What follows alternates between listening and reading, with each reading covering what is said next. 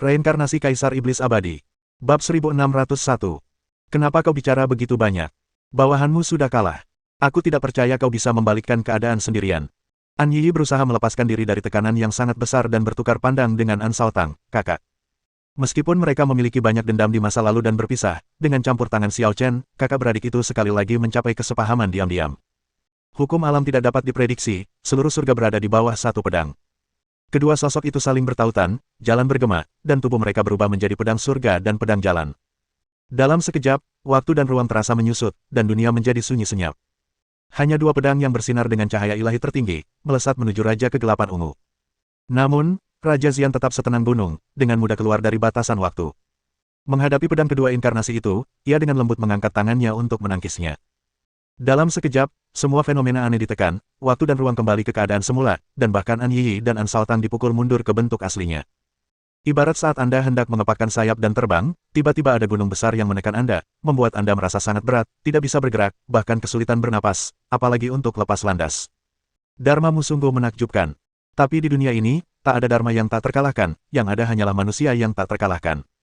Raja Xian memberikan dorongan ringan, gerakan yang sangat santai yang tampaknya membuat seluruh surga dan dunia bergemuruh. Peng! An Yi dan An Shaotang tak mampu melawan kekuatan iblis itu dan langsung terluka parah di tempat. Tubuh mereka hampir meledak, sungguh tragis. Kuat sekali. Mungkinkah mereka akan membiarkan kita bertemu dengan pemimpin alam kegelapan? Saat An Yi sedang memulihkan diri dari luka-lukanya, dia menatap Raja Xian dengan hati-hati, dengan kecurigaan di hatinya. Raja Kegelapan Ungu ini terlalu kuat, dan sepenuhnya berada di dimensi yang berbeda dari para jenderal iblis itu. Dao surgawi yang mereka praktikkan memang merupakan dao yang sempurna dan paling kuat. Namun, kekuatan iblis Raja Kegelapan Ungu begitu dahsyat hingga mampu menekan jalan surga. Aturan dan ketertiban tak berguna di hadapannya. Sesempurna apapun cara mereka, tak berguna di hadapan Raja Kegelapan Ungu. Aku, Raja Xian, adalah salah satu dari 8 iblis tertinggi di bawah Raja Iblis tak terkalahkan. Raja Xian sepertinya mendengar gumaman An Yi dan berkata dengan dingin, kau seharusnya merasa terhormat dikalahkan olehku. Itu tidak memalukan. Iblis adalah suatu jabatan, dan jangkauan kekuatannya sangat luas. Iblis tingkat rendah yang paling lemah hanya merupakan Raja Suci Utama, sedangkan iblis tingkat atas dapat mencapai alam orang suci agung, yang kedua setelah Raja Iblis. Kali ini, ada 100 setan surgawi yang datang ke alam dewa bersama dengan Raja Iblis tak terkalahkan, namun hanya ada 8 setan surgawi tingkat atas, yang masing-masing merupakan dewa pembunuh yang dapat membuat alam dewa gemetar ketakutan. Salah satu dari 8 iblis superior, itu berarti ada 7 iblis lain yang selevel. Bahkan Raja Iblis tak terkalahkan pun berada di atas mereka. An Yi terkejut dan akhirnya menyadari krisis semacam apa yang dihadapi alam dewa kali ini. Setelah 4.000 tahun berlatih, kekuatan mereka semua meningkat drastis, tetapi meskipun banyak orang bergabung, mereka tidak sebanding dengan iblis tingkat tinggi. Kesenjangannya terlalu besar. Ngomong-ngomong, kalian tidak mati. Raja Xian memandang An Yi dan An Shaotang, yang tubuhnya berangsur-angsur pulih, dengan terkejut, dan tampak sedang memikirkan sesuatu. Meskipun dia belum mengerahkan seluruh kekuatannya, dia tidak berniat melepaskan mereka berdua. Menurut perkiraannya, serangan telapak tangan itu sudah cukup untuk membunuh mereka. Mungkinkah itu jalan kehidupan? Raja Xian tampaknya telah melihat petunjuk itu dan cukup tertarik. Jalan ini juga menarik minatku. Jika kau bersumpah setia kepadaku, aku bisa memberimu kesempatan untuk hidup. Kau bermimpi. An Yi mencibir. Ia tampak hampir pulih dan bersemangat untuk bertarung lagi. Bodoh. Kata Raja Xian acuh tak acuh, apakah benar-benar berpikir bahwa mengolah jalan vitalitas agung akan membuatmu tak terkalahkan? Jika aku melenyapkan tubuh dan jiwamu menjadi ketiadaan dalam sekejap, kau tak akan punya kesempatan untuk pulih. Guk-guk, jangan terlalu girang di hadapanku. Yaki bergegas kembali, berlari ke arah Raja Kegelapan Ungu dan menggigitnya dengan mulut terbuka. Binatang buas, kau cari mati. Raja Xian mengangkat tangannya dan menunjuk, lalu seberkas cahaya magis melesat keluar. Hati-hati. Ditian dan Yan Huang khawatir sesuatu akan terjadi pada Yaki, jadi mereka mengeluarkan tombak pembunuh dewa dan pedang pertempuran jiwa surgawi bersama-sama untuk menghalangi cahaya iblis. Akan tetapi, sentuhan kecil akan memperlihatkan perbedaannya. Peng! Mulut Ditian retak, dan tombak pemakan jiwa hampir terlepas dari tangannya. Ia terpental jauh dan terlempar mundur. Situasi Kaisar Yan tidak jauh lebih baik. Pedang pertempuran jiwa surgawi dikalahkan, dan ia menderita serangan balasan, dengan darah dan energinya mengalir mundur.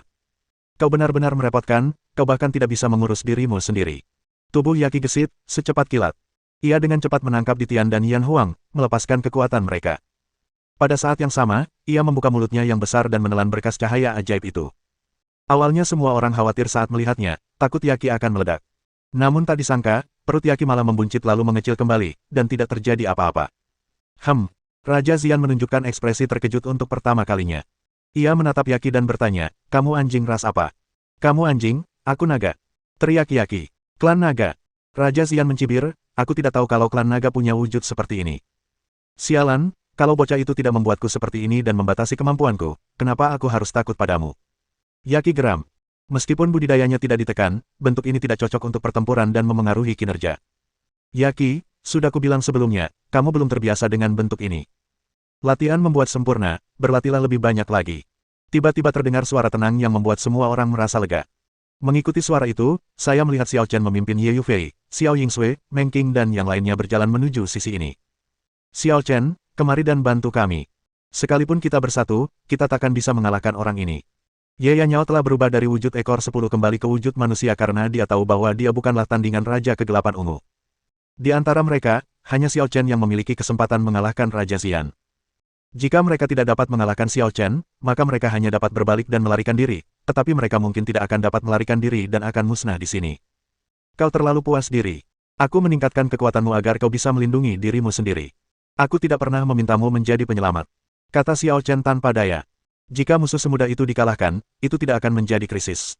Xiao Chen juga sengaja datang selangkah terlambat agar semua orang bisa belajar dan menyadari kekuatan musuh sehingga mereka bisa memahami situasi terkini di alam dewa. Cepat kembalikan wujud asliku, aku bisa menghajarnya sampai hancur. Kata Yaki tak yakin. Kau akan bernasib sama jika kau kembali ke wujud aslimu. Tak perlu mempermalukan dirimu sendiri. Xiao Chen menggelengkan kepalanya. Ayo ikut bertempur.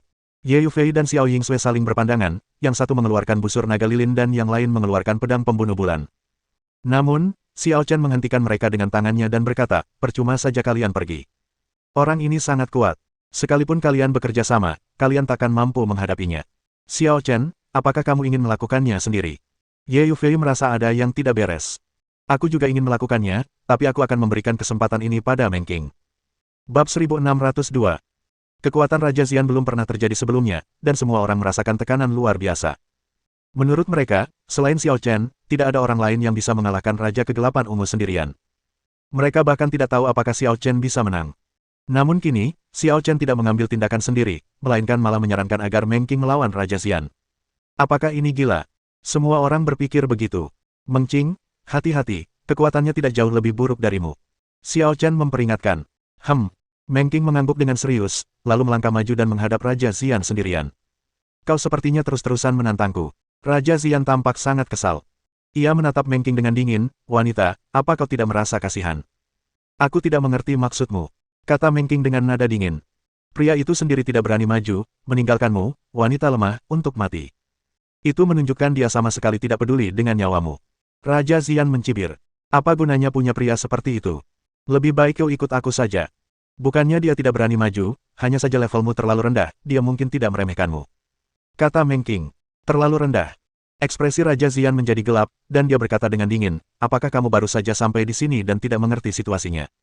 Meng Qing, jangan terlalu keras kepala. Kau tidak bisa menghadapinya. Meng Yixian merasa Xiao Chen tidak bisa diandalkan kali ini dan tidak peduli dengan hidup atau mati Meng Qing. Namun, Meng Qing tidak berkata apa-apa atau menanggapi, juga tidak mundur. Ia hanya meraih dengan tangan rampingnya di udara, dan sebuah pedang sebening kristal dan indah yang tampak terbuat dari es dan salju muncul. Pedang ini. Raja Xian mengangkat sebelah alisnya, matanya tertuju pada pedang es di tangan Meng Qing, lalu memujinya, pedang ini sepertinya tidak terbuat dari bahan biasa, melainkan dipadatkan dan dibentuk oleh hukum es. Mengayunkannya sesuka hati sama saja dengan menggunakan kekuatan sihir berbasis es. Seperti katamu. Meng Qing memegang pedang dan menunjuk ke arah Raja Xian. Raja Xian sedikit terkejut, lalu mencibir, bahkan hukum tertinggi pun bisa kutindas. Bahkan Dao Surgawi pun bersujud di kakiku. Bagaimana mungkin hukum es bisa melukaiku sedikit pun? Tadi kau bilang tidak ada metode yang tak terkalahkan, tapi ada orang yang tak terkalahkan. Kata Meng Qing. Oh, jadi kau mendengarnya? Tanya Raja Xian, lalu apa yang ingin kau katakan dengan mengulanginya?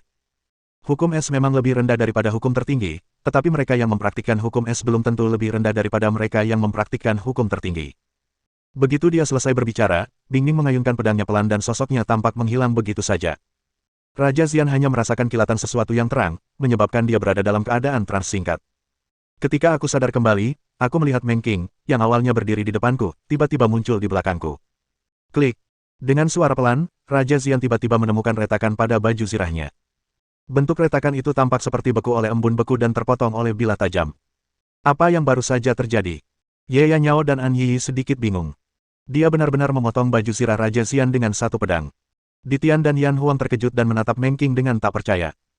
Karena mereka pernah bertarung melawan Raja Kegelapan Ungu sebelumnya, mereka pun tahu betapa mengerikannya dia.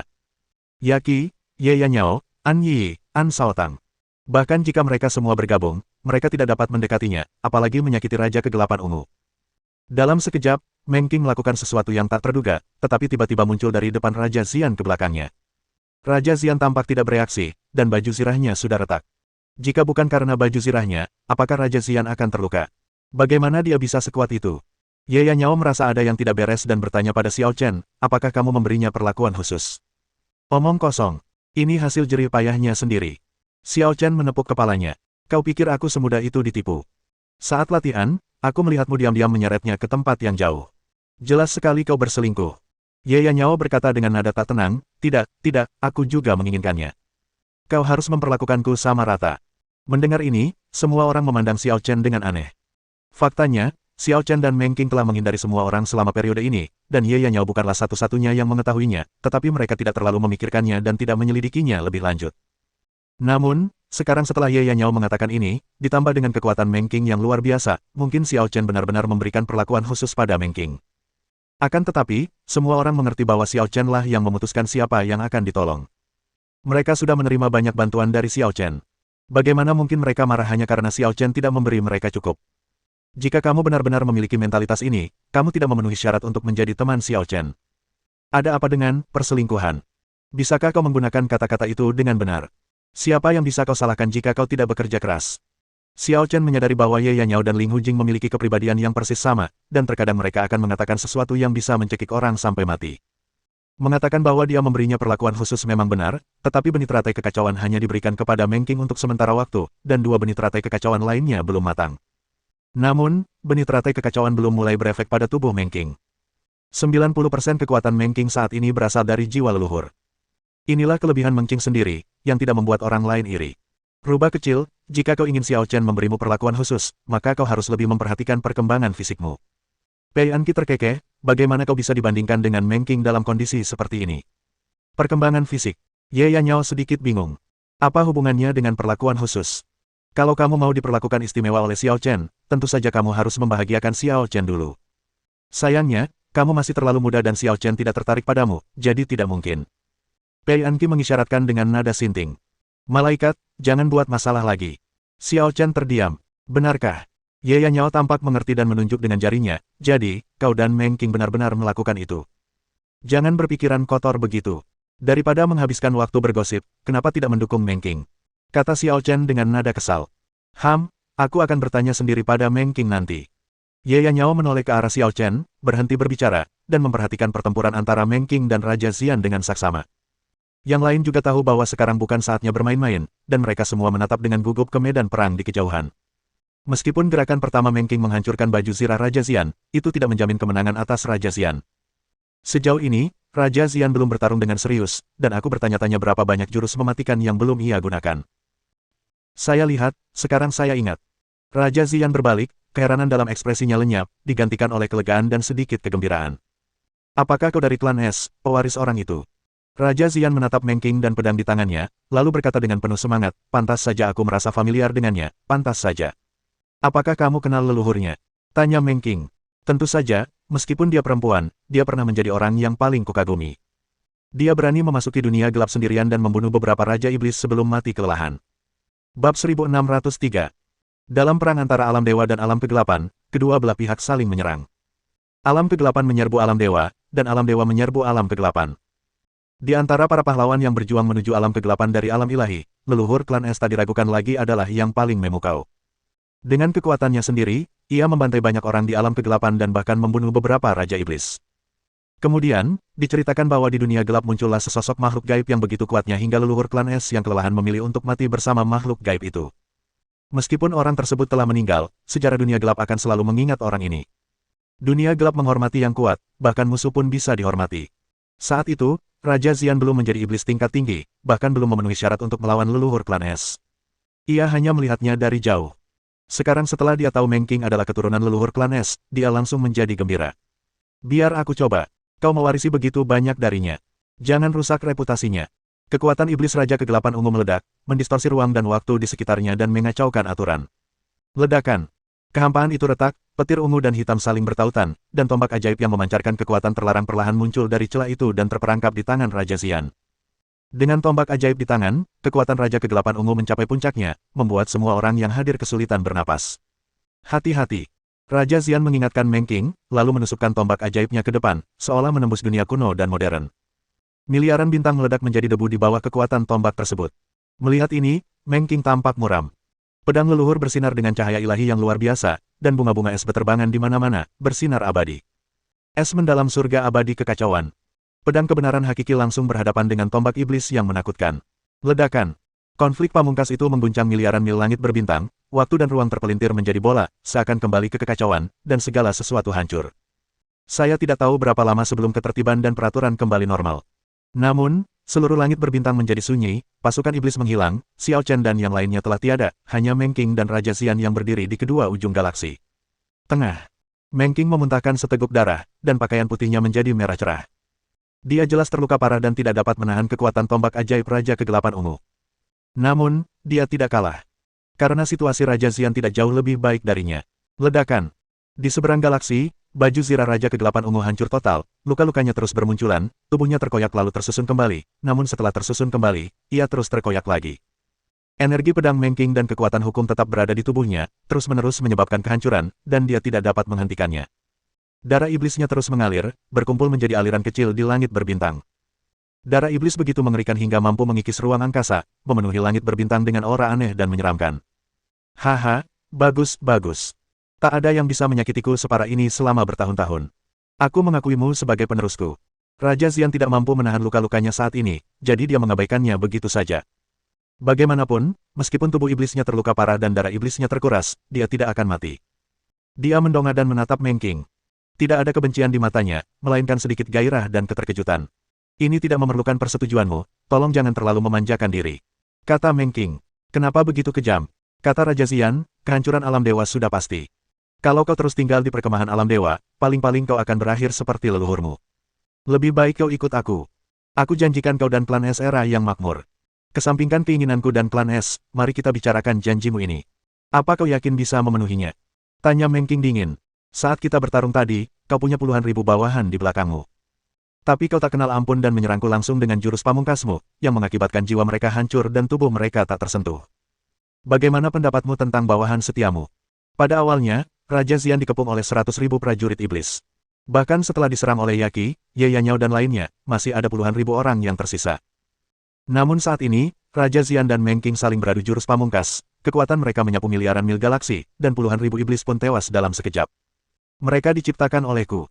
Tentu saja, akulah yang berhak menentukan hidup dan mati mereka. Kau terlalu berhati lembut, cibir Raja Xian. Lagi pula, kau juga melakukan hal yang sama. Apa hakmu untuk menyalahkanku? Bukankah teman-temanmu juga musnah karena pengaruhmu yang tersisa? Begitu dia selesai berbicara, beberapa sinar cahaya tiba-tiba melintas di galaksi, dan Ye Yanyao dan yang lainnya bergegas. Meng Qing, apakah kamu terluka? Tidak apa-apa, lukanya lebih parah daripada lukaku. Meng Qing menggelengkan kepalanya, memberi isyarat agar semua orang tidak khawatir. Aku tidak menyangka kau benar-benar bisa mengalahkan Raja Xian. Kau sungguh kuat. Ye Yanyao penuh kekaguman. Sebelumnya dia hanya bercanda dengan Xiao Chen, tetapi setelah melihat Meng Qing bertarung, dia tahu bahwa meskipun Xiao Chen memberinya perlakuan khusus dan membantunya meningkatkan kultivasinya, dia tetap saja kalah jauh dibandingkan Meng Qing. Nona Meng Qing, pertempuran ini benar-benar membuka mata di Tian. Kaisar Tian juga mengaguminya. Meng Qing dan Raja Xian hanya bertukar satu jurus, tetapi keduanya mengerahkan seluruh kekuatan mereka. Alhasil, Meng Qing sedikit unggul. Ini belum berakhir, hasilnya masih belum pasti. Meng Qing tidak terlena dengan pujian semua orang. Ia tetap sangat waspada terhadap Raja Xian. Jika pertarungan terus berlanjut, masih belum pasti siapa yang akan menang atau kalah. Kau masih hidup. Pada saat ini, Raja Xian menunjukkan ekspresi terkejut. Sisa kekuatan pertarungannya dengan Meng Qing barusan langsung meratakan langit berbintang. Dengan kekuatan Ye Yanyao, Ditian, dan yang lainnya, mereka berhasil selamat dan tampaknya tidak terluka parah. Hal ini sungguh membingungkannya. Mungkinkah Meng Qing bisa mendapatkan perhatian untuk melindungi orang lain saat bertarung dengannya? Salah. Raja Xian punya firasat buruk. Dia mengakui jurus ini sedikit lebih rendah dibanding jurusnya sendiri, tetapi jika mereka terus bertarung sampai mati, dia yakin bisa mengalahkan Meng Qing. Adapun Ye Yanyao, Ditian dan lainnya, mereka sama sekali tidak dianggap sebagai pasukan tempur dan dapat diabaikan. Namun, apa yang ditakutkannya sekarang bukanlah Ye Yanyao Ditian atau Meng Qing, melainkan orang kuat yang melindungi Ye Yanyao Ditian dan yang lainnya dari bahaya setelah pertempuran. Jika orang ini bergabung dengan Meng Qing, dia khawatir dia tidak akan sebanding dengan mereka. Baiklah, hari ini aku mengaku kalah, dan kau boleh sebanggai yang kau mau. Tapi aku janji, ini hanya kali ini saja. Saat kita bertemu lagi nanti, itu adalah kematianmu. Mau pergi? Meng Qing segera melepaskan kekuatan sucinya, mencoba menahan Raja Xian. Jika musuh ini tidak dihilangkan, akan ada masalah yang tak berkesudahan. Aku ingin pergi, bahkan kamu tidak bisa menghentikanku. Raja Xian tidak ingin terlibat dengan Meng Qing. Ia mengayunkan tombak ajaib di tangannya, membelah ruang dan mencoba melarikan diri. Meng Qing ingin menyerang, tetapi Ye Yanyao menghentikannya dan membujuknya, Meng Qing, lukamu parah. Fokus saja pada pemulihan. Serahkan sisanya pada orang itu. Meng Qing tertegun sejenak, lalu menyadari sesuatu dan menahan momentumnya. Jika dia bertindak, Raja Xian pasti tidak akan bisa melarikan diri. Di sisi lain, Raja Xian membelah ruang, tentu saja ingin melarikan diri melalui celah ruang agar tidak ada seorang pun yang dapat melacaknya. Namun detik berikutnya, ekspresinya berubah drastis. Ruang yang baru saja dibelahnya tiba-tiba terhalang oleh suatu kekuatan yang tidak diketahui. Seorang pemuda tiba-tiba muncul, berdiri di depannya, dan menghalangi jalannya. Raja Xian, kau menyakiti rakyatku, dan kau masih ingin pergi. Bab 1604. Anda. Raja Xian menatap Xiao Chen dengan ekspresi dingin. Meskipun ia masih memiliki sikap seperti seorang raja, ia tidak lagi memiliki ketenangan dan ketentraman seperti pada awalnya. Dia tidak pernah membayangkan bahwa di alam ilahi empat arah yang tandus ini, akan ada orang kuat setingkat Meng Qing yang mampu menyakitinya. Jika dia tidak segera pergi dari sini, aku khawatir reputasi Raja Xian akan hancur di sini. Melihat wanita itu melukaiku, apa kau mencoba memanfaatkanku? Raja Xian sama sekali tidak menanggapi Xiao Chen dengan serius dan berkata dengan dingin, anak muda, kusarankan kau untuk menghargai hidupmu. Bahkan jika aku terluka parah, aku bisa dengan mudah meremukkanmu sampai mati. Xiao Chen tidak bertindak sebelumnya dan membiarkan Meng Qing keluar untuk bertarung. Di mata Raja Xian, itu jelas merupakan tanda pengecut. Pada saat ini, dia terluka parah, tetapi Xiao Chen bergegas keluar untuk memblokir jalan, pasti ingin memanfaatkannya. Tingkah laku tercela semacam ini sungguh tercela, dan Raja Xian sangat membencinya. Di saat yang sama, ia juga bertanya-tanya mengapa Meng Qing menyukai pemuda tampan ini. Mungkinkah ia, sang Raja Xian, tidak sebaik pria seperti ini? Kekuatannya rata-rata, tapi nadanya cukup arogan. Xiao Chen berdiri dengan tenang di depan celah kehampaan, membiarkan berbagai kekuatan ruang menyerangnya tanpa bergerak. Aku akan berdiri di sini dan tidak bergerak. Jika kau benar-benar mampu, coba cubit satu untukku dan lihat. Karena kamu ingin mati, aku akan mengabulkan keinginanmu. Tombak ajaib di tangan Raja Kegelapan Ungu mengumpulkan kekuatan besar, siap untuk meledakkan Xiao Chen hingga mati. Namun tak lama kemudian, dia melihat Xiao Chen benar-benar berdiri di sana tanpa bergerak, sama sekali tidak berniat melawan. Apakah Xiao Chen bodoh? Tidak, pasti ada sesuatu yang mencurigakan. Mengira Ye Yanyao, Ditian dan yang lainnya aman dan selamat dalam gelombang kejut pertarungan antara dia dan Meng Qing, Raja Xian mulai merasa gelisah lagi. Aku tidak punya waktu untuk repot-repot dengan semut sepertimu. Selamat tinggal. Tombak ajaib Raja Kegelapan Ungu menyapu, namun tidak mengarah ke Xiao Chen, melainkan mengenai kehampaan. Jelas saja dia ingin mendobrak blokade luar angkasa dan segera pergi dari sini. Selama ada celah kecil, ia dapat berubah menjadi cahaya dan melayang, dan tak seorang pun dapat mengejarnya. Akan tetapi, tombak ajaibnya menghantam kehampaan, dan alih-alih membuka saluran seperti yang dibayangkannya, saluran itu malah dipantulkan kembali dengan kekuatan yang sangat besar, hampir saja tombak ajaibnya terlepas dari tangannya. Bagaimana ini mungkin? Blokade macam apa ini? Wajah Raja Xian penuh dengan ketidakpercayaan. Blokade ruang bukanlah kemampuan yang sangat langka, tetapi kemampuan ini akan berubah sesuai dengan kekuatan pengguna. Jika Anda ingin memblokir tindakan musuh, Anda harus lebih kuat dari musuh, jika tidak blokade ruang angkasa tidak akan berarti dan akan mudah ditembus. Oleh karena itu, ketika Raja Xian pertama kali menyadari bahwa ruang itu terhalang, dia tidak terlalu terkejut atau panik, tetapi hanya merasa jijik. Meskipun sekarang dia terluka, dia bukanlah seseorang yang bisa diganggu oleh siapapun. Namun saat ini, ia mulai meragukan hidupnya. Dia menggunakan seluruh kekuatannya untuk menyerang, tetapi tidak dapat menembus blokade luar angkasa. Raja Xian, jangan buang-buang energimu. Mengingat kau orang yang terhormat, aku akan memberimu satu kesempatan sebelum kau mati. Xiao Chen berdiri di sana dengan tenang, menatap langsung ke arah Raja Xian, dan berkata dengan suara tenang, ini kesempatan terakhirmu untuk menunjukkan keanggunanmu di dunia fana. Kau harus memanfaatkan kesempatan ini. Bajingan, beraninya kau meremehkanku. Raja Kegelapan Ungu sangat marah. Pada saat ini, dia sudah tahu bahwa Xiao Chen tidak sederhana dan semua kesimpulannya sebelumnya salah. Ada alasan mengapa Meng Qing jatuh cinta pada pria ini. Tapi lalu kenapa? Tidak seorang pun berani meremehkan Raja Kegelapan Ungu. Bayar harga atas kesembronoanmu. Raja Xian bertekad dan mengaktifkan kekuatan sihirnya untuk membuka 6 istana dan 7 cakra di tubuhnya, melepaskan sumber sihir tertinggi. Dalam sekejap, luka-lukanya pulih sepenuhnya dan momentumnya mencapai puncaknya. Bahkan melampaui puncak. Ledakan. Kekuatan iblis yang dahsyat mengguncang dunia. Langit berbintang yang baru saja pulih, runtuh lagi di bawah amukan kekuatan iblis ini, dan retakan, pusaran air, dan lubang pun muncul di mana-mana. Dia benar-benar meningkatkan kekuatannya. Meng Qing, Ye Yanyao dan yang lainnya semuanya mengubah ekspresi mereka. Raja Xian terluka parah, tetapi ia jelas berniat bertarung demi hidupnya dan melepaskan semua kekuatan sihir saat ini. Bukan saja luka-lukanya disembunyikan, tetapi auranya bahkan lebih kuat dari sebelumnya, bahkan lebih kuat daripada saat dia bertarung melawan Meng Qing. Menggertak saja tidak akan menyelamatkan hidupmu. Dibandingkan dengan kekhawatiran orang lain, Xiao Chen tetap tenang dan berdiri di sana tanpa bergerak selangkah pun.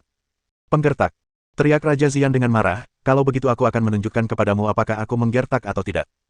Begitu dia selesai berbicara, Raja Kegelapan Ungu mengangkat tombak ajaibnya ke langit, mengganggu dunia gelap dan memanggil jiwa-jiwa iblis yang tak terhitung jumlahnya. Di langit berbintang, 100.000 massa udara hitam muncul secara misterius dan terus berkumpul di ujung tombak. Dikombinasikan dengan sumber sihir Raja Kegelapan Ungu sendiri, mereka menghasilkan kekuatan yang tak tertandingi. Apakah itu? Meng Qing terkejut dan bingung, jiwa iblis yang membunuh semua iblis sebelumnya. Bukannya aku tak peduli dengan nyawa bawahanku, tapi mereka diciptakan olehku dan merupakan bagian dari kekuatanku. Kehancuran dan kelahiran kembali mereka semua ada di tanganku, jadi mereka tak akan pernah mengkhianatiku. Sekarang, aku akan membiarkanmu menyaksikan kekuatanku yang sebenarnya. Setelah Raja Xian selesai berbicara, nadanya tiba-tiba berubah dingin.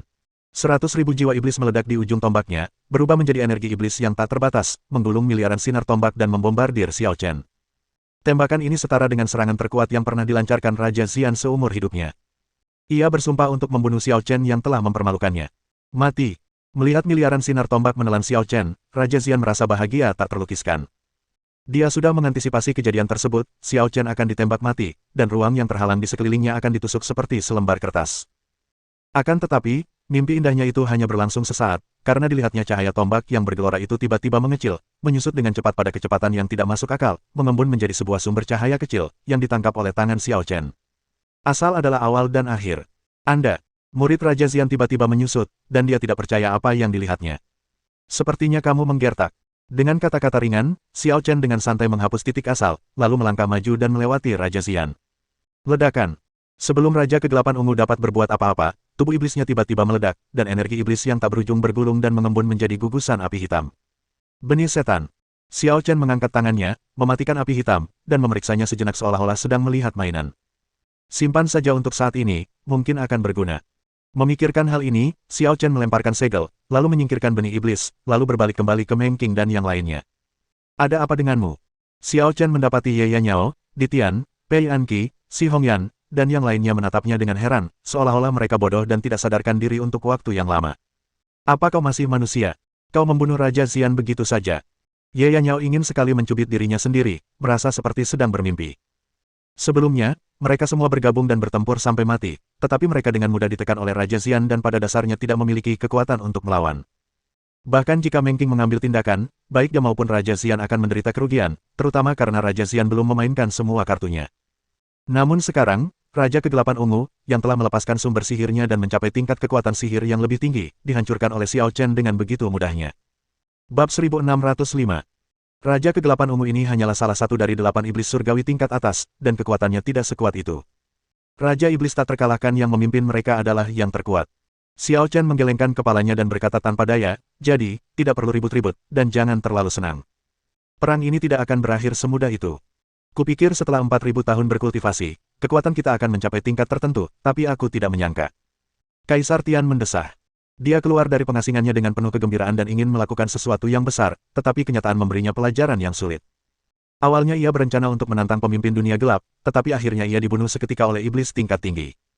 Xiao Chen tahu apa yang dipikirkan Ditian, tetapi dia tidak mencoba menghiburnya. Menerima kenyataan sesegera mungkin adalah hal yang baik. Perang antara para dewa dan dunia gelap tentu tidak sesederhana itu. Meng Qing, bagaimana perasaanmu? Xiao Chen lebih memperhatikan Meng Qing. Indra spiritualnya tertuju padanya dan memeriksanya. Aku baik-baik saja. Meng Qing menggelengkan kepalanya.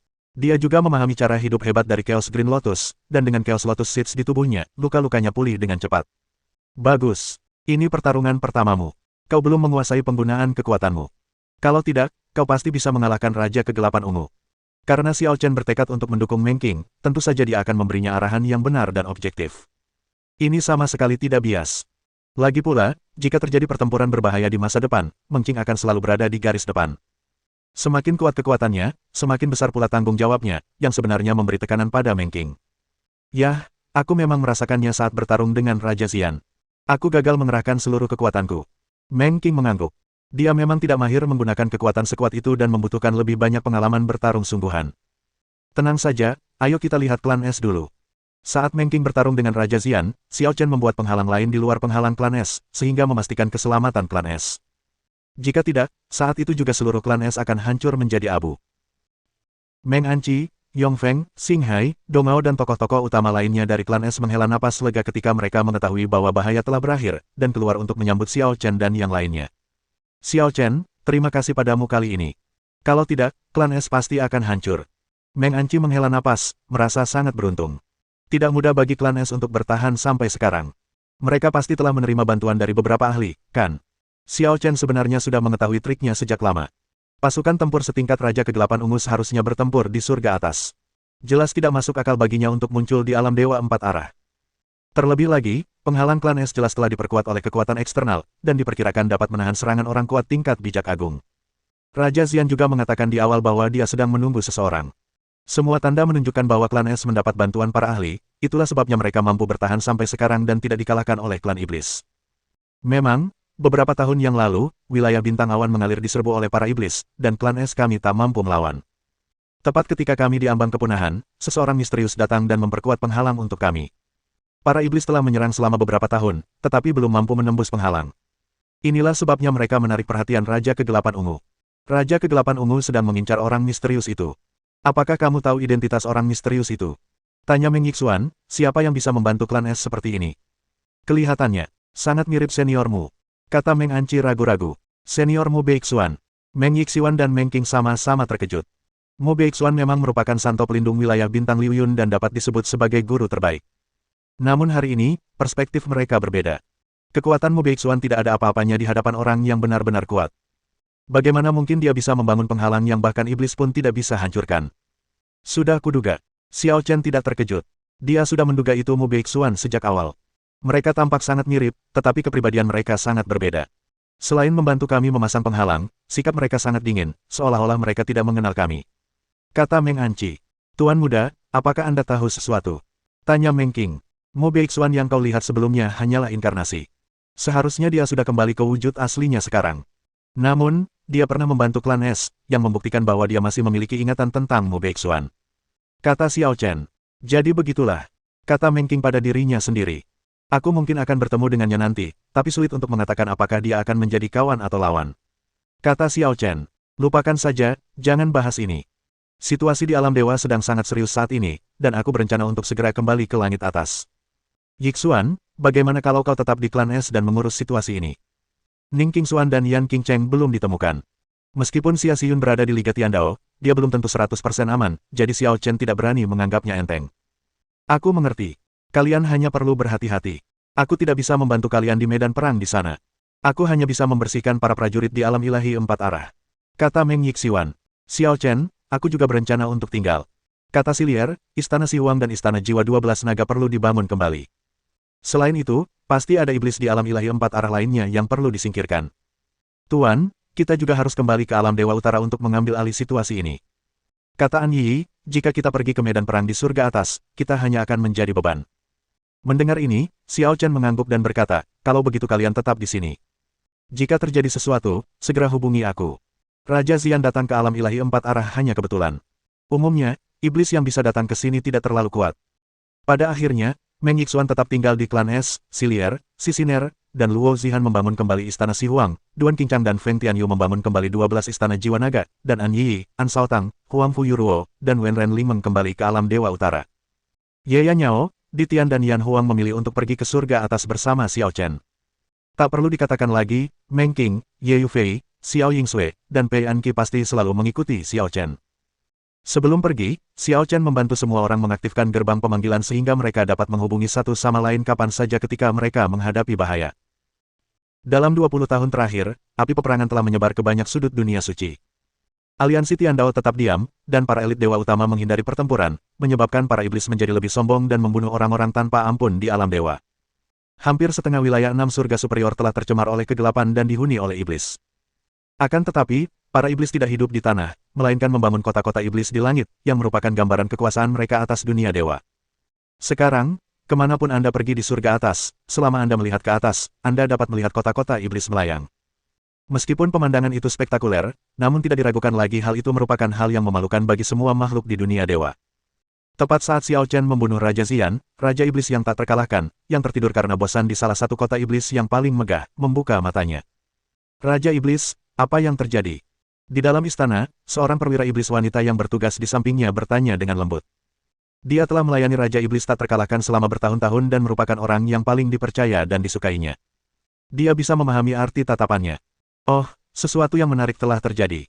Kata Raja Iblis tak terkalahkan dengan senyum yang tak terlukiskan, Raja Kegelapan Ungu terbunuh. Bab 1606. Apa, Raja Kegelapan Ungu sudah mati? Sang Raja Iblis yang tak terkalahkan mampu menanggapinya dengan tenang, tetapi pejabat wanita itu terkejut seakan-akan dia mendengar guntur dan tampak tidak percaya. Bukankah konon para sakti di alam dewa menghindari pertempuran? Siapa yang bisa membunuh Raja Kegelapan Ungu? Raja Xian merupakan salah satu dari 8 iblis surgawi superior, menduduki peringkat ketiga di antara semuanya, dan juga merupakan sosok yang sangat dihargai oleh penguasa iblis tak terkalahkan. Ini artinya seseorang akhirnya kehilangan kesabaran dan ingin berhadapan langsung dengan kita. Raja Iblis tak terkalahkan tertawa. Siapapun yang bisa membunuh Raja Kegelapan Ungu pasti sangat berpengaruh di alam dewa. Aku sudah bosan sejak lama, tapi akhirnya ada sesuatu yang bisa aku nantikan. Mendengar ini, pejabat wanita itu bertanya dengan bingung, kita jauh lebih kuat daripada alam dewa, dan leluhur iblis adalah satu-satunya kekuatan tingkat dewa sejati di dunia. Mengapa kita tidak memusatkan kekuatan kita dan menghancurkan alam dewa? Untuk apa repot-repot seperti ini? Bagaimana bisa sesederhana itu? Raja Iblis tak terkalahkan menggelengkan kepalanya. Meskipun kekuatan leluhur iblis telah pulih sebagian besar, masih ada beberapa keterbatasan. Tubuh aslinya tidak dapat menginjakan kaki di alam dewa untuk saat ini. Alam dewa tidak sesederhana kelihatannya. Lagi pula, di sanalah begitu banyak dewa dilahirkan. Bahkan jika seorang dewa jatuh, ia akan meninggalkan banyak cara untuk melindungi rakyatnya. Jadi, itu sebabnya Raja Iblis tidak mudah menyerang para dewa. Pejabat wanita itu tampaknya mengerti. Yah, kita seharusnya tidak terburu-buru ke markas Protoss. Kita hanya bisa memancing mereka keluar. Sayangnya, selama 20 tahun terakhir, Protoss semuanya telah menjadi pengecut. Bahkan ketika kita berada tepat di depan pintu mereka, mereka akan menutup mata. Kata Raja Iblis yang tak terkalahkan. Selain itu, selain bertugas sebagai garda terdepan, kita punya misi lain di alam dewa. Misi lain. Petugas perempuan itu tercengang mendengarnya. Ia belum pernah tahu apa itu misi lain. Ada putri surga di alam dewa, dan kami di alam kegelapan juga memiliki keberadaan yang sesuai. Apakah itu? Putra kegelapan. Pejabat wanita itu tampaknya memahami sesuatu dan menjadi sangat serius. Benar sekali, kata Raja Iblis yang tak terkalahkan. Dalam pertempuran itu, putri surga dan putra kegelapan sama-sama lumpuh. Sekarang setelah putri surga bangkit, putra kegelapan pun harus dikalahkan. Ini takdir. Kita harus menemukan putra kegelapan dan membawanya kembali ke alam kegelapan. Lingkungan di alam ilahi akan membatasi pertumbuhannya dan menekan kekuatannya.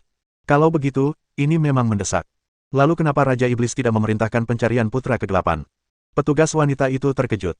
Dunia gelap tampak bersatu di permukaan karena leluhur iblis begitu kuat sehingga ia telah menekan semua kekacauan. Namun, pada kenyataannya, banyak sekte tidak sepenuhnya tunduk kepada leluhur iblis, dan mereka juga memikirkan cara untuk membalikkan keadaan. Putra kegelapan adalah senjata yang dapat melawan leluhur iblis. Kata Raja Iblis tak terkalahkan.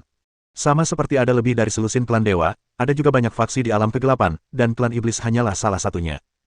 Namun karena leluhur iblis adalah satu-satunya dewa sejati yang masih hidup, ia menyatukan dunia gelap dengan paksa, dan faksi-faksi tersebut terpaksa menyerah sementara. Maksud Raja Iblis.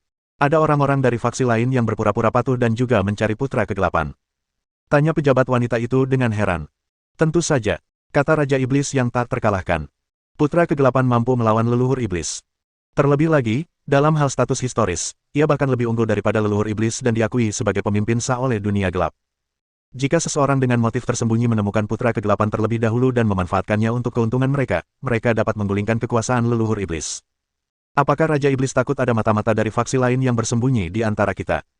Pejabat wanita itu juga tampak berpikir. Bukannya aku takut, tapi pasti ada mata-mata yang mengintai. Kata Raja Iblis yang tak terkalahkan, aku bahkan tahu identitas beberapa dari mereka. Lalu mengapa tidak segera menghukumnya? Tanya pejabat wanita itu. Sedikit ketidaksabaran bisa merusak rencana besar. Tidak perlu terburu-buru.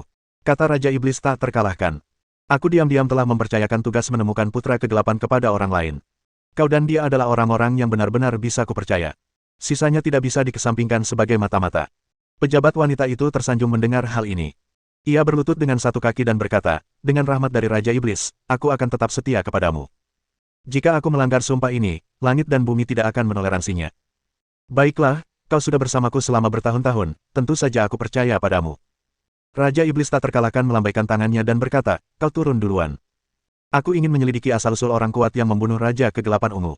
Ya, mendengar ini, pejabat wanita itu mundur dengan hormat. Jangan berpikir bahwa membunuh Raja Kegelapan Ungu akan mengakhiri masalah ini. Raja Iblis tak terkalahkan duduk tegak di tempat tidur, melakukan sihir rahasia iblis. Ia mengumpulkan cahaya aneh dengan dua jarinya dan menempelkannya di pelipisnya. Dalam sekejap mata iblis terbuka, melihat menembus masa lalu dan masa kini serta ruang dan waktu, mencari segala sesuatu di surga, bumi, dan alam semesta. Masa lalu, masa kini, masa depan. Apapun yang ingin dilihatnya, semuanya ada dalam pandangannya. Tak lama kemudian, ia melihat adegan Raja Xian memimpin pasukannya menuju klan Es dan menyerang klan Es. Apa yang dilakukan Raja Kegelapan Ungu ini di tempat terpencil seperti itu? Dengan gumaman, pemandangan berubah. Meng Yixian, Yaqi, Ye Yanyao, Ditian, An Yi, dan yang lainnya bergegas masuk dan membantai pasukan iblis. Pasukan iblis dikalahkan, dan semuanya menghadapi Raja Kegelapan Ungu, tetapi dihancurkan olehnya. Setelah itu, Meng Qing pergi berperang dan baik dia maupun Raja Xian terluka. Raja Xian menyadari ada sesuatu yang salah dan ingin melarikan diri. Tetapi gambarnya tiba-tiba berhenti di sini, menjadi kabur, dan tidak ada yang bisa dilihat. Bagaimana ini bisa terjadi? Sang penguasa iblis tak terkalahkan memperlihatkan raut wajah ragu untuk pertama kalinya. Mata iblisnya sebanding dengan mata langit dan merupakan mata legendaris klan iblis. Ia satu-satunya di dunia yang berhasil mengembangkannya. Bahkan leluhur iblis pun tidak memiliki kemampuan ini. Karena itu, ia sangat sombong. Dengan mata ajaibnya, ia dapat melihat rahasia surga dan memperoleh informasi yang paling akurat. Ia dikenal sebagai sosok yang tak terkalahkan, dan kekuatannya yang dahsyat tentu saja menjadi salah satu alasannya, tetapi yang lebih penting lagi adalah karena mata ajaibnya ini. Namun, pada saat ini, dia mulai meragukan mata iblis untuk pertama kalinya. Mengapa kita tidak dapat melihat adegan jatuhnya Raja Xian?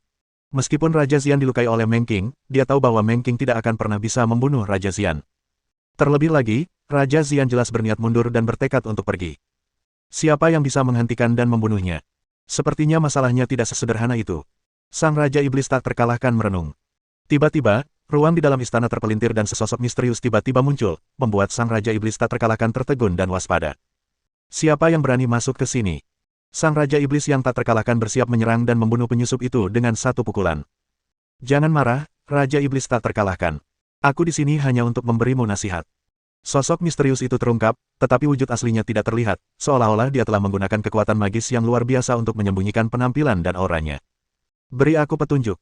Raja Iblis tak terkalahkan mencibir, selain leluhur iblis, tak seorang pun di dunia ini yang memenuhi syarat untuk memberiku petunjuk. Benarkah? Pria misterius itu tertawa, tapi kau baru saja membuka mata ajaibmu dan gagal menemukan kebenaran. Bukankah kau sedang salah paham? Mendengar ini, ekspresi Raja Iblis yang tak terkalahkan membeku, siapa kau? Bagaimana kau tahu tentang mata iblis? Orang misterius ini tidak hanya mengetahui tentang mata ajaib, tetapi juga mengetahui bahwa setelah dia menggunakan mata ajaib, dia tidak melihat apa yang ingin dilihatnya. Ini jelas tidak biasa. Yang mulia dapat memanggilku sang penuntun takdir, atau Dewa Takdir.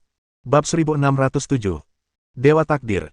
Mendengar gelar ini, Raja Iblis tak terkalahkan tersenyum sinis. Bukankah terlalu arogan menyebut dirimu dewa? Meskipun orang ini sangat misterius dan memang memiliki beberapa kualitas luar biasa, sang Raja Iblis yang tak terkalahkan dapat yakin bahwa pihak lain tersebut belum memasuki alam dewa sejati. Karena aku belum menginjakkan kaki di alam Tuhan yang sejati, aku paling-paling setara dengannya. Tidak ada yang perlu ditakutkan. Aku belum pernah menginjakkan kaki di alam dewa karena aku tidak terlalu tertarik. Bagiku, mengendalikan takdir dan mengetahui segala sesuatu di alam semesta adalah satu-satunya minatku. Kata Dewa Takdir, tidak terlalu tertarik. Kau dan Tuan Long Jue mirip, sama-sama sok benar. Raja Iblis tak terkalahkan mencibir, jelas bukan memuji, melainkan mengkritik. Namun, Dewa Takdir tidak marah. Ia malah tersenyum dan berkata, Long Jue dan aku adalah teman lama. Kami pernah membahas dunia bersama dan kami memiliki rasa saling menghormati yang mendalam. Oh, kalian berdua benar-benar sepemikiran. Raja Iblis tak terkalahkan terkejut dan sedikit tertarik pada Dewa Takdir. Ia bertanya, kalau begitu, langsung saja ke intinya. Apa yang membawamu ke sini? Sudah kubilang, aku akan membimbingmu. Kata Dewa Takdir.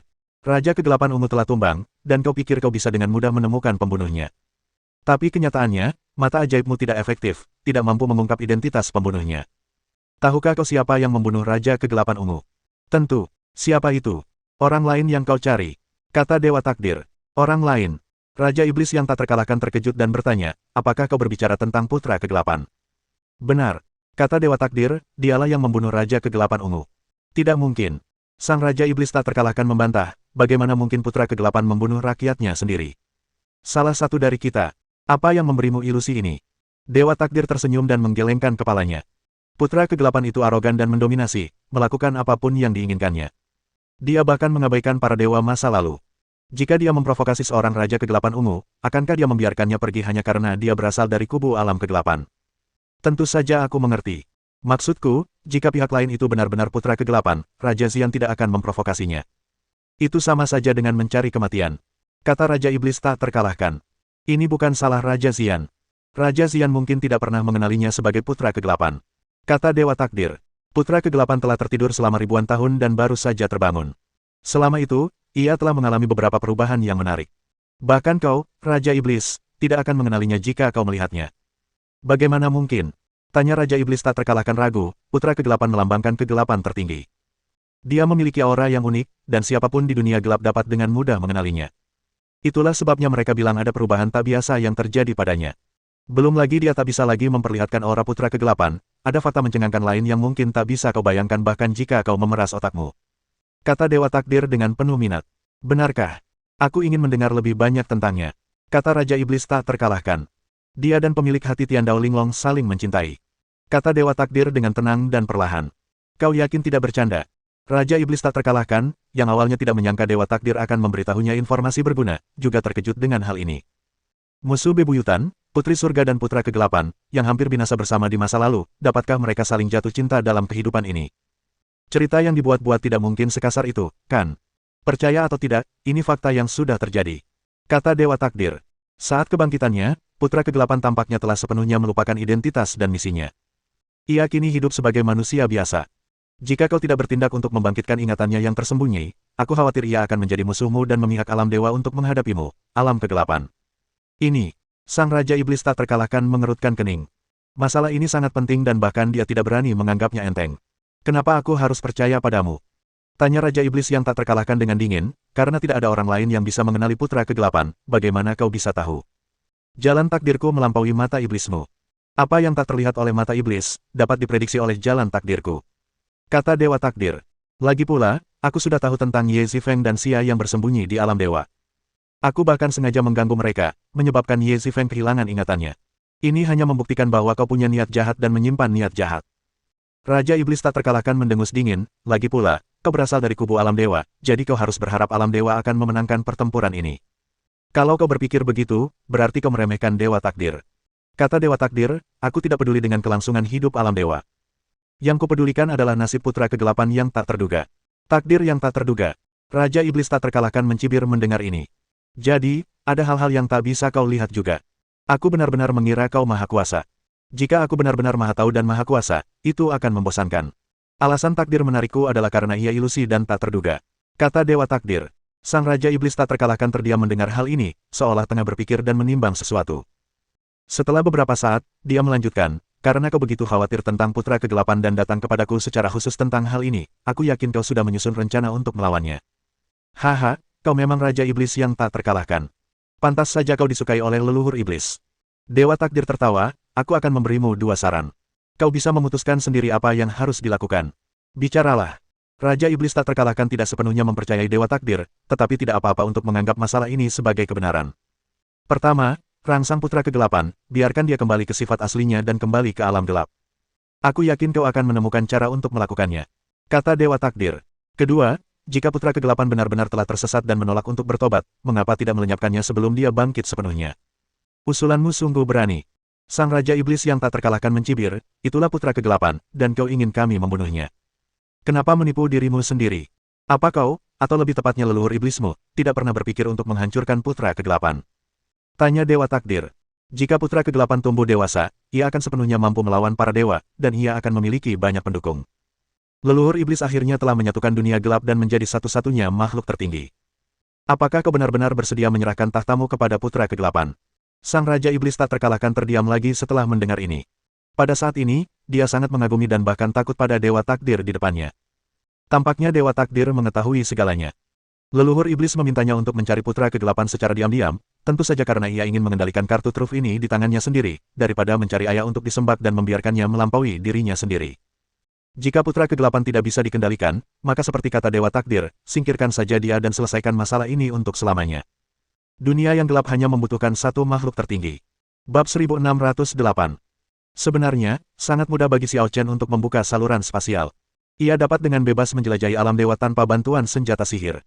Hanya masalah apakah ia mau atau tidak, dan apakah itu perlu. Sama seperti kali ini ketika mereka kembali ke surga atas, dengan platform teratai ajaib yang diberikan oleh Bingning, mereka dapat langsung membawa Ye Yufei dan yang lainnya kembali ke klan roh. Dunia ilahi diserbu oleh dunia gelap. Meskipun dunia leluhur para roh relatif terpencil, sulit dikatakan mereka bisa tenang. Benar saja, ketika Xiao Chen dan yang lainnya diteleportasi ke suku roh, mereka mendapati bahwa suku roh sedang berada di bawah darurat militer penuh dan tampak seperti sedang bersiap untuk perang. Di luar para elf, sekelompok besar setan berkumpul, tampaknya berniat menyerang para elf. Tuan Muda Xiao. Kemunculan Xiao Chen dan kelompoknya secara tiba-tiba dengan cepat menarik perhatian suku roh, dan tak lama kemudian seorang kenalan datang. Itu adalah Mu Yuan. Mu Yuan adalah pendukung setia Bingning. Setelah Bingning berkuasa, Mu Yuan secara alami memiliki status dan suara yang sangat tinggi di kalangan roh, dan bisa dikatakan sebagai orang kedua yang memegang komando. Mu Yuan, di mana Bingning? Indra spiritual Xiao Chen sudah memindai ras roh, tetapi tidak menemukan Bingning, yang berarti Bingning tidak ada di ras roh. Dia membawa pergi seorang Raja Iblis yang kuat sendirian, kalau tidak, ras roh pasti sudah kalah sejak lama. Mu Yuan memohon dengan cemas, Tuan Xiao, tolong selamatkan dia apapun yang terjadi. Raja Iblis itu begitu kuat hingga tak terduga, dan kekuatannya jelas di atas Bingning. Mu Yuan benar-benar khawatir jika sesuatu terjadi pada Bingning, ras roh akan tamat. Raja Iblis. Xiao Chen langsung menebak bahwa itu pasti salah satu dari 8 iblis tingkat atas yang setingkat dengan Raja Kegelapan Ungu. Kekuatan Bingning seharusnya meningkat pesat dalam 20 tahun terakhir, tetapi mustahil untuk mencapai kesuksesan dalam semalam dan segera pulih ke kekuatan petapa agung Lingua generasi pertama. Saya khawatir dia bukan tandingan orang kuat setingkat Raja Xian saat ini. Jangan khawatir, kalau Bingning tidak menang, dia pasti akan menemukan cara untuk kabur. Fakta bahwa Raja Iblis tidak kembali untuk terus menyerang ras roh membuktikan bahwa Bingning masih aman untuk saat ini. Xiao Chen menghibur. Mu Yuan merasa itu masuk akal saat mendengarnya, lalu dia menghela napas lega. Ayo kita keluar dan hadapi para antek itu dulu, kata Xiao Chen. Bagus. Dengan adanya Xiao Chen di dekatnya, Mu Yuan menjadi penuh percaya diri dan ingin bangga pada dirinya sendiri.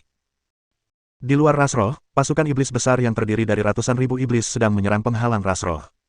Dari segi kekuatan keseluruhan, pasukan iblis ini beberapa kali lebih kuat daripada pasukan iblis yang dipimpin Raja Xian, baik dari segi kuantitas maupun kualitas. Akan tetapi, karena penghalang klan roh jauh lebih tinggi levelnya dibandingkan klan es, dan Raja Iblis yang memimpin pasukan dibawa pergi oleh Bingning, pasukan iblis tidak dapat menerobos klan roh untuk sementara waktu. Tepat ketika situasi menemui jalan buntu, penghalang Elder tiba-tiba terlepas dari dalam. Pasukan iblis tertegun sejenak, tetapi kemudian mereka melihat sejumlah besar roh kuat bergegas keluar, dipimpin oleh Mu Yuan dan Xiao Chen. Kalian akhirnya selesai jadi pengecut. Seorang jenderal iblis berpangkat tinggi mencibir. Beraninya kalian mengambil inisiatif untuk bertarung, itu membuatku sedikit lebih menghormati kalian. Berani sekali seorang raja suci tingkat rendah menyombongkan diri seperti itu. Meng Qing tidak berkata apa-apa dan langsung menyerang, menebas dengan pedangnya, dan cahaya pedang mengguncang langit. Ketika Jenderal Iblis melihat Meng Qing, seorang wanita, dia sedikit meremehkannya pada awalnya, tetapi dia segera menyadari bahwa ada sesuatu yang salah. Cahaya pedang yang ditebas Meng Qing dengan santai memberinya ilusi bahwa ia sedang menghadapi iblis, dengan tekanan yang sama tidak terduga. Ledakan. Jenderal Iblis itu tidak punya waktu untuk bereaksi dan langsung dihancurkan oleh pedang itu. Terlebih lagi, kekuatan pedang Meng Qing tidak berkurang, dan menyebar hingga ribuan mil. Di belakang Jenderal Iblis, ratusan ribu iblis terkena cahaya pedang, dan 70.000 hingga 80.000 diantaranya terbunuh atau terluka dalam sekejap. Iblis lainnya juga terluka parah dan pasukan mereka dikalahkan sepenuhnya. Ini, Mu Yuan hanya tertegun. Dengan kehadiran Xiao Chen, dia memang lebih percaya diri dan merasa bisa mengusir pasukan iblis. Namun Xiao Chen tidak bergerak. Seorang wanita asing yang bepergian bersama Xiao Chen melangkah maju dan hampir memusnahkan pasukan iblis dengan satu tebasan pedang. Bahkan Raja Suci pun tewas seketika tanpa sempat melawan. Dengan kekuatan seperti itu, aku khawatir Bingning masih jauh dari sebanding dengannya, kan? Tuan Xiao, siapa orang ini? Tanya Mu Yuan lembut. Kita salah satu dari kita, jangan takut. Xiao Chen tidak menghiraukan pembantaian sepihak Meng Qing, melainkan menatap ke langit dan berkata, waktunya tepat, Bingning kembali. 1 juta mil jauhnya dari klan roh, seorang pria setinggi 2 meter dengan penampilan mencolok dan memancarkan aura iblis yang kuat sedang mendekati klan roh.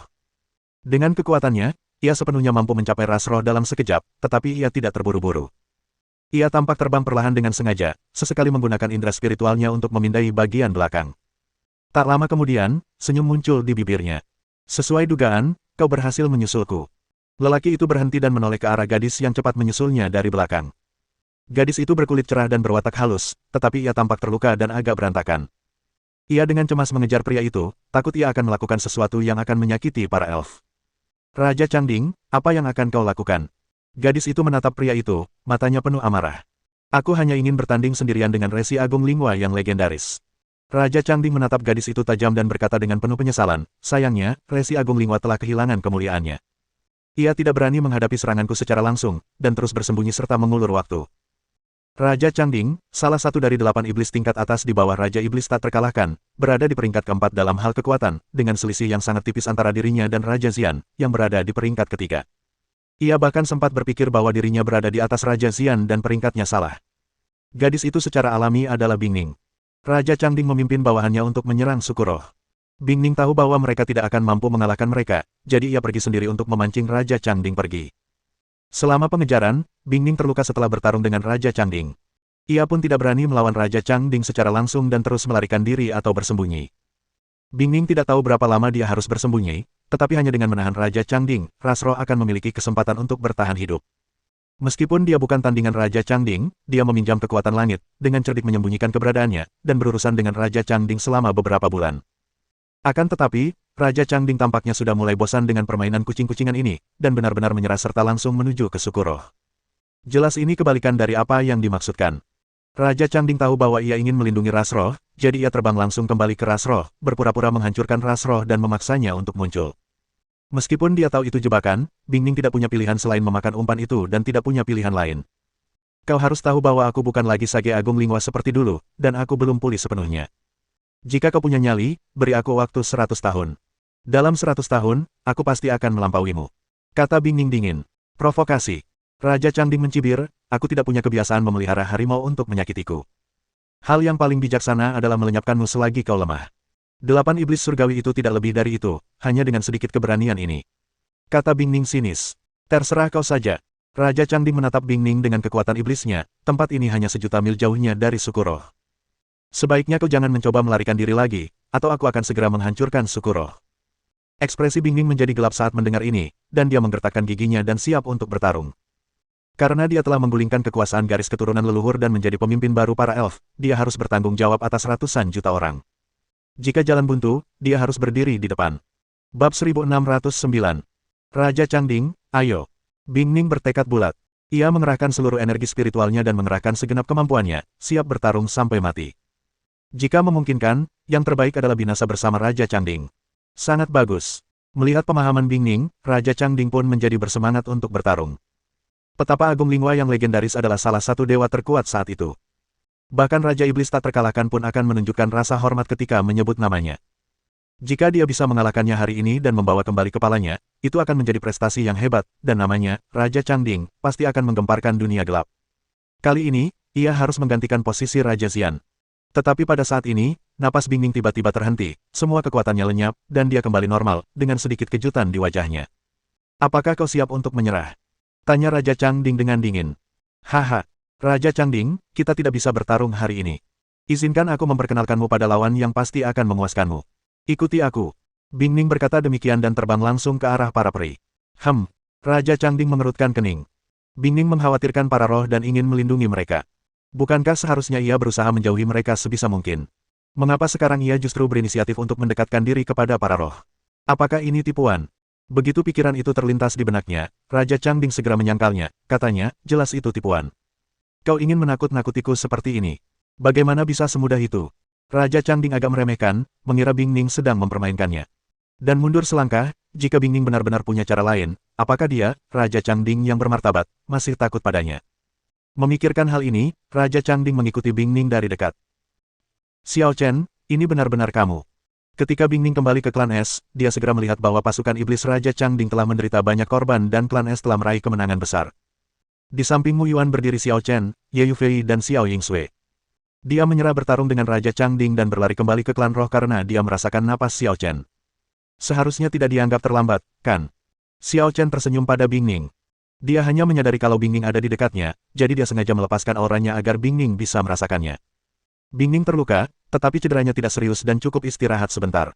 Tidak apa-apa, hanya saja ada masalah besar yang tidak bisa kutangani, jadi kuserahkan saja padamu. Bing Ning merasa lega tak terkira saat melihat Xiao Chen, dan sepertinya dia bahkan tidak mempertimbangkan apakah Xiao Chen bisa mengalahkan Raja Changding. Pada saat ini, Raja Changding sudah menyusul dan melihat semua bawahannya hampir musnah. Ia langsung mengerutkan kening. Mungkinkah ada ahli lain di antara suku roh? Dia tidak peduli dengan beberapa prajurit lain. Matanya melirik Bing Ning, lalu Xiao Chen, dan akhirnya tertuju pada Meng Qing. Orang bijak agung tingkat menengah. Raja Changding terkejut. Namun dari segi alam, Meng Qing sudah sebanding dengannya dan telah mencapai orang bijak agung tingkat menengah. Aku tak menyangka suku roh punya bala bantuan sekuat ini. Aku sangat menantikannya. Raja Changding tidak takut, malah sangat gembira. Alam yang sama tidak berarti kekuatan yang sama. Bukannya dia belum pernah membunuh orang kuat di level Sage Agung sebelumnya. Siapa yang bisa menjadi iblis tingkat tinggi tanpa mengalami ratusan pertempuran dan membunuh musuh yang tak terhitung jumlahnya? Raja Changding, belum terlambat bagimu untuk mundur sekarang. Kata Bing Ning. Lelucon apa ini? Kata Raja Changding dengan nada meremehkan, sambil menunjuk Meng Qing. Wanita, jika kau ingin menyelamatkan ras roh, gunakan saja kekuatanmu yang terkuat, kalau tidak, kau takkan punya kesempatan. Aku masih terluka, aku bukan tandinganmu. Meng Qing menyadari bahwa Raja Changding dan Raja Xian memiliki kekuatan yang setara. Ia terluka dan jelas bukan tandingan Raja Changding yang sedang berada dalam kondisi puncaknya.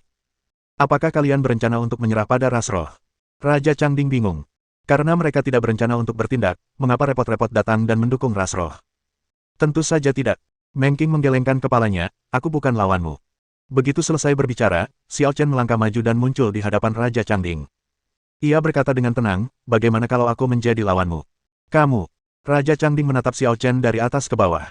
Dia baru saja melirik Xiao Chen dengan indera spiritualnya, tetapi melewatkannya tanpa terlalu memperhatikan. Dalam pengamatannya, Meng Qing adalah orang yang paling kuat. Kau yakin? Raja Changding mencibir, anak muda, kalau kau tidak terlalu peduli dengan ras roh, lebih baik jangan memaksakan diri ikut campur, nanti nyawamu melayang. Kau juga iblis tingkat tinggi, kan? Bagaimana kau bisa dibandingkan dengan Raja Kegelapan Ungu? Tanya Xiao Chen dengan tenang. Oh, kau kenal Raja Xian? Raja Changding terkejut. Tentu saja, aku membunuhnya. Kata Xiao Chen. Raja Changding terkejut mendengar ini, lalu tertawa terbahak-bahak. Wah, aku merasa kau sangat lucu. Aku ingin tahu apakah kau akan berani mengatakan ini di hadapan Raja Xian jika aku menangkapmu dan melemparkanmu kepadanya. Raja Changding tentu saja tidak percaya bahwa Xiao Chen dapat membunuh Raja Xian. Kekuatan Raja Xian sebanding dengannya, bagaimana dia bisa terbunuh dengan mudah? Jika Anda tidak bisa mengalahkannya, Anda selalu bisa melarikan diri, bukan? Tetapi ketika Xiao Chen merentangkan tangannya dan benih iblis yang memancarkan aura familiar muncul dari telapak tangannya, ekspresi Raja Changding tiba-tiba berubah. Benih iblis Raja Kegelapan Ungu. Bagaimana mungkin kau? Benih iblis merupakan fondasi dari iblis apapun, dan benih iblis hanya akan dikeluarkan ketika iblis tersebut benar-benar mati. Benih iblis di tangan Xiao Chen tidak diragukan lagi adalah milik Raja Kegelapan Ungu. Jadi, Raja Xian benar-benar jatuh dan dibunuh oleh Xiao Chen. Dilihat dari reaksimu, sepertinya kau bukan tandingan Raja Kegelapan Ungu. Kata Xiao Chen dengan nada kecewa. Lupakan saja, berlatihlah dengan santai. Kurasa kau tidak akan mampu memenuhi standarnya. Apakah raja ini tidak layak berada di atas panggung? Raja Changding murka dan hendak bertindak. Namun tiba-tiba, dua meteor jatuh dari langit, satu terbang ke tangan Raja Changding, dan lainnya terbang ke tangan Xiao Chen. Raja Changding sepertinya telah menerima pesan. Ketika ia menatap Xiao Chen, ia tidak lagi merasa marah, melainkan sangat takut. Kita berhenti bertengkar hari ini dan sampai jumpa lagi. Setelah meninggalkan sepatah kata, Raja Changding melarikan diri tanpa menoleh ke belakang, tampak sedikit terburu-buru dan tidak sabar. Xiao Chen memikirkannya dan tidak mengejarnya. Kenapa dia kabur? Bing Ning melangkah maju dengan rasa ingin tahu dan bertanya, apa yang baru saja kamu terima? Pesan dari Raja Iblis tak terkalahkan. Kata Xiao Chen, mungkin hal yang sama berlaku untuk Raja Changding. Raja Iblis yang tak terkalahkan. Bing Ning tampak serius saat mendengarnya. Dia adalah pemimpin klan Iblis. Raja Changding hanyalah salah satu dari 8 iblis di bawah komandonya. Kekuatannya tak terukur. Belum lagi dirinya saat ini, bahkan petapa Agung Lingua di kehidupan pertama mungkin tidak akan mampu mengalahkan Raja Iblis yang tak terkalahkan. Mengapa Raja Iblis tak terkalahkan mengirimimu pesan? Tanya Bing Ning. Itu deklarasi perang. Dia menantangku berduel. Xiao Chen tampak tak berdaya. Bing Ning. Tuan, apakah Anda siap bertarung? Meng Qing juga sedikit gugup. Raja Iblis tak terkalahkan berani mengaku tak terkalahkan dan menjadi pemimpin klan Iblis. Dia jelas bukan orang biasa. Di bawah level dewa sejati, tak seorang pun berani mengklaim bahwa mereka pasti bisa mengalahkan Raja Iblis yang tak terkalahkan. Kita lihat saja nanti. Aku tidak mau bertindak terlalu cepat. Xiao Chen mendesah. Lagi pula, Raja Iblis tak terkalahkan hanyalah garda terdepan. Leluhur iblis di belakangnya adalah orang yang paling merepotkan. Meng Qing tertegun saat mendengar ini dan menyadari bahwa penglihatannya masih terlalu rendah. Sejak awal, visi Xiao Chen tidak terbatas pada Raja Iblis tak terkalahkan, tetapi ia langsung mengarahkan pandangannya pada leluhur iblis. Bab 1610. Apakah Raja Iblis yang tak terkalahkan benar-benar tak terkalahkan? Pasti ada seseorang di alam dewa yang bisa menandingi Raja Iblis tak terkalahkan. Meskipun kekuatan fisiknya sedikit lebih rendah, dengan fondasi yang ditinggalkan para dewa, ia pasti punya peluang untuk mengalahkan Raja Iblis tak terkalahkan. Akan tetapi semua dewa tetap diam dan tidak berhadapan langsung dengan Sang Raja Iblis tak terkalahkan, sebab mereka tahu bahwa mengerahkan segenap kemampuan mereka untuk mengusir Sang Raja Iblis tak terkalahkan tidak akan ada artinya sama sekali, dan malah akan memperlihatkan kartu truf mereka sendiri terlalu dini. Meng Qing berpikir bahwa Xiao Chen juga berpikir begitu. Kekuatanku masih terlalu rendah, aku tidak bisa membantumu sama sekali. Meng Qing mengepalkan tangannya, merasa sangat bersalah. Dia memiliki sumber daya terbaik dan menerima perlakuan unik, tetapi pada akhirnya dia hanya bisa bertarung melawan musuh setingkat 8 iblis surgawi, dan dia bahkan tidak yakin untuk menang. Jika aku bisa lebih kuat dan mampu menghadapi Raja Iblis tak terkalahkan, maka Tuan Muda tidak akan punya kekhawatiran dan bisa fokus menghadapi leluhur iblis. Situasi saat ini adalah, tidak peduli apakah mereka raja besar atau raja kecil, mereka semua membutuhkan Tuan Muda untuk mengambil tindakan, dan dia dan yang lainnya sama sekali tidak dapat campur tangan. Meng Qing, jangan terlalu memaksakan diri. Aku bisa mengatasinya. Xiao Chen melihat apa yang dipikirkan Meng Qing dan menghiburnya. Jika aku tahu ini lebih awal, aku tidak akan mengatakan hal sebanyak ini pada Meng Qing. Dengan kepribadian Meng Qing, begitu dia menjadi kuat, dia akan mengambil inisiatif untuk melindungi semua orang tanpa perintahnya. Tetapi dia berbicara terlalu banyak hari itu dan menunjukkan bahwa Meng Qing harus bertanggung jawab, yang tidak diragukan lagi membuat Meng Qing berada di bawah tekanan besar. Sebenarnya, dia hanya ingin Meng Qing menerima benih teratai kekacauan dengan tenang, tetapi sekarang tampaknya dia malah menjadi bumerang. Mendengar ini, Meng Qing menggelengkan kepalanya dan berkata, dibandingkan denganmu, guru, sedikit tekanan yang Meng Qing berikan tidak ada apa-apanya. Musuh sudah pergi, jadi berhentilah bersikap mesra. Bing Ning menyela mereka, terutama menatap Meng Qing dengan serius, dan bertanya dengan rasa ingin tahu, siapa namamu? Kenapa orang ini terdengar familiar? Dia yakin bahwa ini adalah pertama kalinya dia bertemu Meng Qing, tetapi Meng Qing memberinya rasa keakraban yang sulit dijelaskan. Di kehidupan pertamamu, kau seharusnya mengenal leluhur klan Es, jadi wajar saja jika kau merasa akrab dengannya. Kata Xiao Chen. Leluhur klan Es. Bing Ning merenung, tetapi akhirnya tidak dapat mengingat apapun. Ia hanya memiliki sebagian ingatan tentang petapa Agung Lingua. Meskipun aku tidak ingat apa-apa, aku bisa merasakan kekuatannya sungguh kuat, tidak kalah dengan Raja Changding. Seru Bing Ning. Aku bisa merasakan potensimu lebih tinggi dariku, tapi masih ada yang kurang darimu. Meng Qing sudah lama memperhatikan Bing Ning, dan intuisinya mengatakan bahwa Bing Ning memang luar biasa. Faktanya, Bing Ning bukan hanya reinkarnasi dari Sage Agung Lingua, tetapi juga memiliki takdir sebagai putri surga. Ia memiliki kekuatan surga dan potensinya memang tidak lebih lemah dari siapapun. Apa yang kurang? Bing Ning sangat ingin mendengar pendapat Meng Qing. Kekuatannya memang meningkat pesat, tetapi situasinya mendesak dan waktu tidak menunggu siapapun. Tentu saja, semakin cepat, semakin baik. Aku butuh pelatihan Xiao Chen. Pei Anqi tiba-tiba muncul dan berkata sambil tersenyum. Angel, omong kosong apa yang kau bicarakan lagi? Xiao Chen merasa sakit kepala. Omong kosong apa? Pei Anqi mendengus dan berkata kepada Bing Ning, Kak Bing Ning, kukatakan padamu, 80 tahun yang lalu, kekuatan Meng Qing adalah yang terlemah di antara kita. Tapi Xiao Chen melatihnya secara individual, yang membuatnya meningkat pesat dalam kekuatannya dan dia telah mencapai levelnya saat ini. Peningkatan kekuatan Meng Qing yang pesat sepenuhnya disebabkan oleh jiwa leluhurnya, yang telah dijelaskan. Namun Pei Anqi jelas-jelas sengaja menyesatkan Bing Ning yang tidak menaruh curiga. Xiao Chen, kau tidak mau mengajakku untuk hal baik seperti ini. Kata Bing Ning dengan marah. Mimpi adalah hasil usahamu sendiri. Bagaimana dengan Yu Fei dan Ying Sui? Tanya Bing Ning, saat mereka pergi, mereka baru di alam Sein. Kok bisa mereka jadi Sein King dalam sekejap mata? Ye Yu Fei memiliki heksagram, dan Xiao Ying Sui memiliki pedang pemotong bulan. Keduanya telah berlatih di alam abadi selama 4.000 tahun, dan pertumbuhan mereka hanya kedua setelah Meng Qing. Sementara 4.000 tahun telah berlalu di alam abadi, hanya 80 tahun telah berlalu di dunia luar. Dalam 80 tahun, tingkat kultivasinya langsung melambung ke Raja Suci atas, yang mana bertentangan dengan akal sehat. Yah, kupikir karena kau akan memimpin ras roh dan kau sibuk dengan segala macam hal, kau tidak akan punya waktu untuk bergabung dengan kami. Jika kau benar-benar ingin menerima pelatihan yang kuatur, aku akan memberimu bimbingan pribadi nanti. Xiao Chen ingin menemukan Ning Qingxuan dan Yan Qingcheng, dan membantu mereka meningkatkan kekuatan, dan ia bisa saja membawa Bing Ning saat itu. Namun, ia berharap Bingning dapat menapaki jalannya sendiri seperti Taichu. Dia tidak akan menggunakan caranya sendiri untuk memengaruhi Bingning. Paling-paling, dia akan meminjamkan arai waktu untuk meningkatkan waktu kultivasinya. Begitulah adanya. Bingning sebenarnya hanya ingin menyelamatkan mukanya, dan ketika melihat Xiao Chen setuju, dia merasa puas dan tidak lagi mempermasalahkannya. Kita sudah lama tidak berada di alam dewa. Ceritakan tentang situasi terkini di alam dewa, kata Xiao Chen. Baiklah, mari kita masuk dan bicara pelan-pelan. Bingning memberi instruksi kepada Mu Yuan untuk menangani akibatnya, dan dia membawa Xiao Chen beserta kelompoknya ke dunia roh, dan menceritakan kepada Xiao Chen tentang semua peristiwa besar maupun kecil yang terjadi di dunia dewa selama bertahun-tahun. Pertarungan melawan Raja Iblis tak terkalahkan dijadwalkan setengah tahun lagi, jadi tidak perlu terburu-buru. Xiao Chen bisa tetap di klan roh dengan tenang. Setengah bulan kemudian, Bingning tiba-tiba bergegas menemui Xiao Chen yang sedang mengajar Ye Yufei, Xiao Yingsui dan yang lainnya. Xiao Chen, situasinya tidak baik. Ada apa? Xiao Chen terkejut. Raja Iblis tak terkalahkan sedang membangun momentum untukmu, kata Bingning. Membangun momentum untukku. Xiao Chen sempat tidak mengerti maksudnya. Dia menyebarkan berita bahwa kau telah membunuh Raja Kegelapan Ungu, bahkan mengklaim kaulah yang menantangnya. Kata Bingning, sekarang, dunia para dewa dipenuhi orang-orang yang memujimu, mengatakan kaulah penyelamat, reinkarnasi dewa, yang membunuh Raja Kegelapan Ungu dalam hitungan detik dan seorang diri menantang Raja Iblis tak terkalahkan untuk melindungi rakyat. Xiao Chen, mengapa Raja Iblis tak terkalahkan melakukan hal ini? Ye Yufei bingung. Kurasa itu sanjungan. Kata Bingning dengan sungguh-sungguh, mungkin pertama-tama mereka akan memuji Xiao Chen setinggi langit penghormatan universal, lalu mengalahkannya dalam pertempuran yang menentukan, menghancurkan kepercayaan semua orang di alam dewa. Idemu terlalu naif. Xiao Chen menggelengkan kepalanya. Bagaimana mungkin sosok seperti Raja Iblis tak terkalahkan bisa menggunakan trik seperti itu?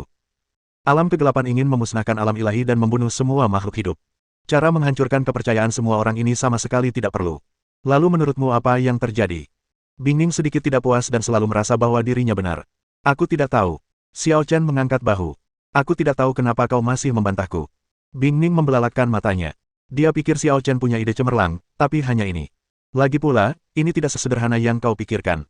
Kata Xiao Chen serius, kau seharusnya belajar berpikir dengan pikiran Sage Agung Lingua, bukan dengan pikiran Bingning. Apa bedanya? Tentu saja ada bedanya. Kepribadianmu, Bingning, terlalu kekanak-kanakan, seperti anak kecil. Kamu kekanak-kanakan. Bingning sangat marah sehingga dia ingin menggigit Xiao Chen beberapa kali. Sudah terlambat, jangan main-main. Kata Ye Yufei tanpa daya, apapun niat Raja Iblis tak terkalahkan, kita tidak boleh lengah dan harus merespons. Mendengar ini, Xiao Chen juga mulai berpikir, dan dengan cepat bertanya kepada Bingning, bisakah kamu memanggil semua klan dewa utama? Bersambung.